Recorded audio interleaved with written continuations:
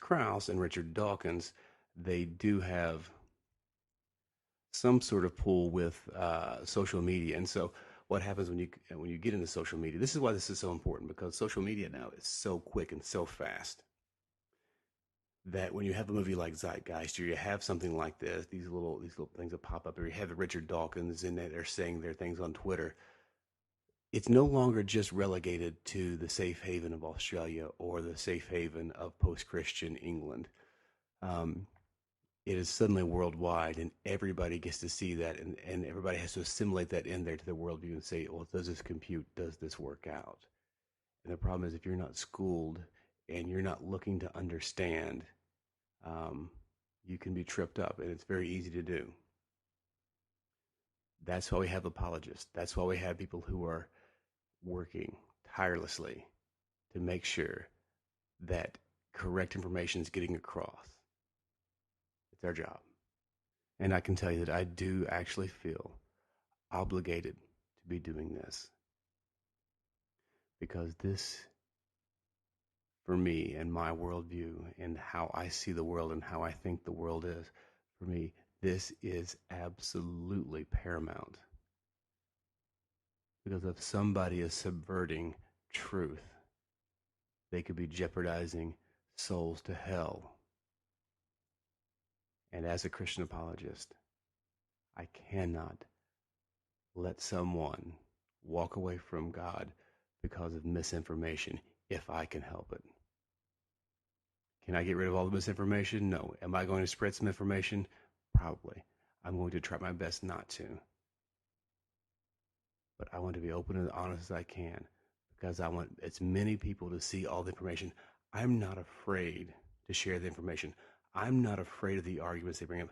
I'm not afraid of Lawrence Krauss and his mission and his mission statement and his agenda, or the atheistic agenda.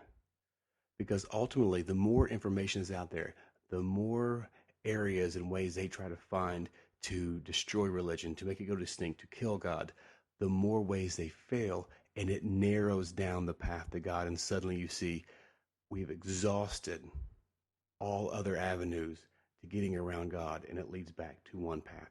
So I am not afraid.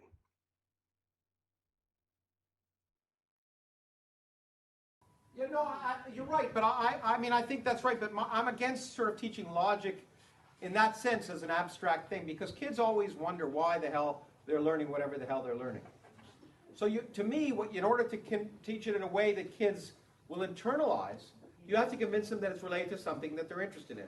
So you could take, it doesn't have to be science. All fields of scholarly endeavor, in principle, deal with the same kind of critical thinking, examination, all because I happen to firmly, I was going to say believe, but I don't use the word believe. I know. No, I don't know. But I highly suspect. This is a moment that I think brings clarity to the actual moment. He did not misspeak.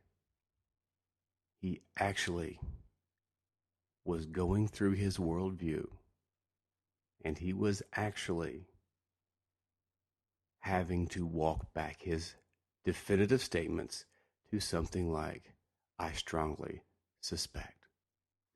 On that suspicion, on that strong suspicion, he feels morally obligated to teach your children and my children seeds of doubt about a religion in which he is not disciplined. He is not a theologian. He is not a philosopher. But his strong suspicion in empirical science gives him the authority to be morally obligated to tell you that your beliefs in God or your beliefs in religion are silly because they cannot be empirically deciphered or quote unquote tested. He said, I believe. Wait, I don't have any beliefs. I know. Wait, no, I don't know. Why doesn't he know? Because he can't say he knows something. Because that would mean he would have to have definitive proof that it's true. And science is not in the business of proving things because, especially in cosmology, they simply deal with models. And when a model becomes less interesting, it's never, as Sean Carroll says in the debate with William Lane Craig, well, scientific theories and cosmological theories are never proved wrong. They just become less interesting, and something else becomes more interesting. So when I so when I saw him walk that back, he knows that inside of his worldview, he cannot say the words "I believe" or "I know," but I strongly suspect. Now, what's interesting here, if I strongly suspect something, it's the same thing as saying I believe. He does have beliefs. He believes he is morally obligated to tell your children that there is no God and to sow seeds of doubt. He's morally obligated. He strongly suspects he's morally obligated, which is so uncertain and it's so flimsy and it's so weak of an argument. So when you hear someone say something like this is the moment when you really press them. This is the moment when you've got their back to the wall and you press them until they know they've got their back to the wall. Now, he may have known his back was to the wall. You can do some things when you're talking to people like this. In this moment, you can do one of two things. I said you need to press them. You can press them. You can also have compassion. In this moment right here, he is fully aware his worldview disallows him from having any authoritative voice on any subject, especially if he believes in determinism, as we've already talked about. So he can't say he knows anything, because how would he know it? How does he know that he knows something? And does his knowing of something, did he come to the knowledge of that empirically? No, he didn't. His worldview disallows him to be intellectually honest because of and I believe from the talking here, and I don't want to be quoted on this, but I believe he is either a strong scientist, believes in strong scientism, or at least weak scientism. Scientism is the understanding or the discipline that says that all knowledge can come through empirical data or scientific methods or testing. We have to be able to test something in order to find out if it's actually knowledge or not. All truth and knowledge comes through empirical collection, data analysis, interpretation, which is what he said in an earlier clip. So I'm going to go ahead and posit scientism on there. But do you know what scientism cannot do? Scientism cannot tell him that scientism is true or that scientism is the only way to understand knowledge. That has to come through thinking. That has to come through philosophy and a set of beliefs. So he's caught here in a circular argument. So you can pin him to the wall with this, you can hang him up to dry, or you can let him know that he's really messed up. You can offer some suggestion to say, it sounds like you're caught in sort of a quandary here. You strongly suspect. Isn't that the same thing as believe? And then say, you can say exactly what I said. Well, what would give you the authoritative right or the moral obligation to do anything with something that you simply strongly suspect?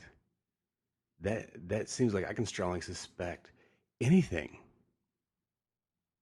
I can test something and get a suspicion about it, and then am I morally obligated, therefore, to act upon that? So I think you have them at this moment. You can really turn the cranks, or as they say, you can really turn the screws, or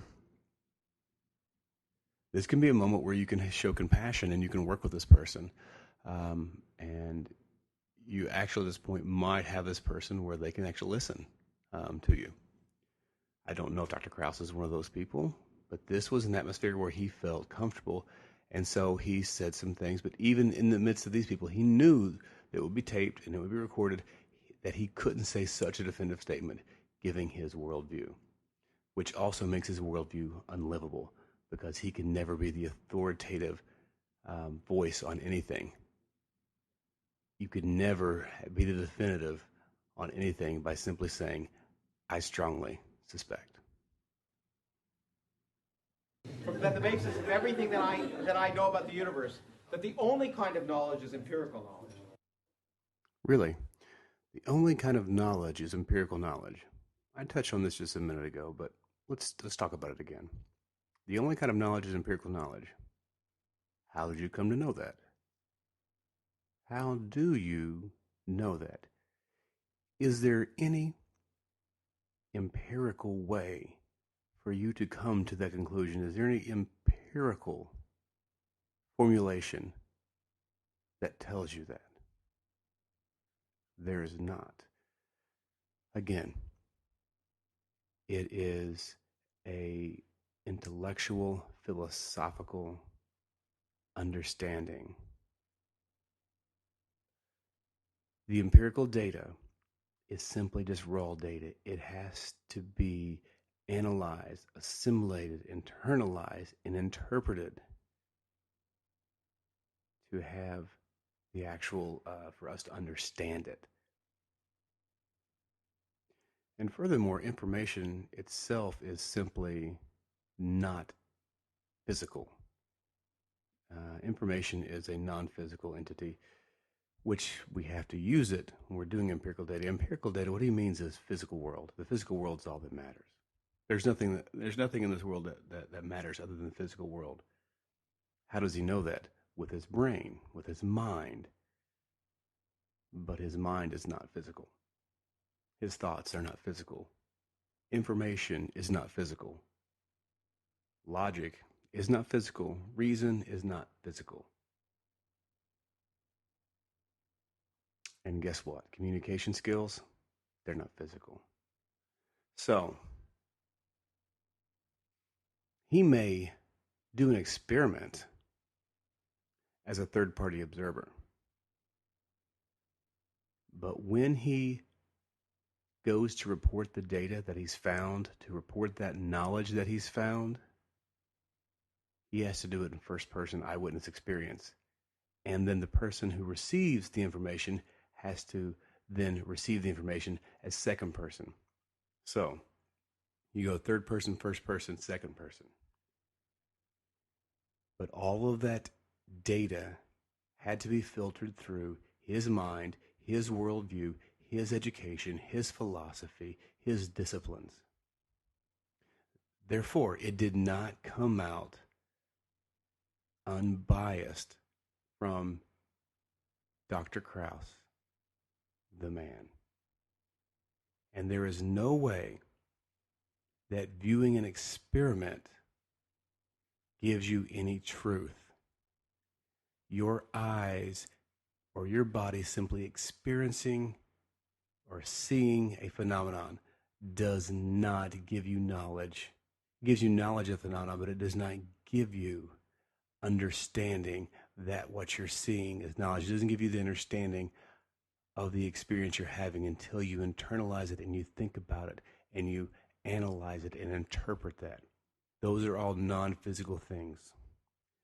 The conclusion you come to it in a non-physical, non-empirical format. There again, he's losing his footing because now he's simply grandstanding and homering to the people who already believe what he believes. So when you hear someone say something along these lines, you need to continue to press them. But when I did that demonstration to them, it confronted their own misconceptions, caused them to think about why they thought what they thought, and I guarantee you that all of them remember it. Okay, so that's how. If you want to teach kids, you can't just tell them things. You have to do it in a way that brings them in ways they're interested. And it doesn't. And as far as I'm concerned, it doesn't matter what field. I don't care what you teach them, whether it's physics or in some sense history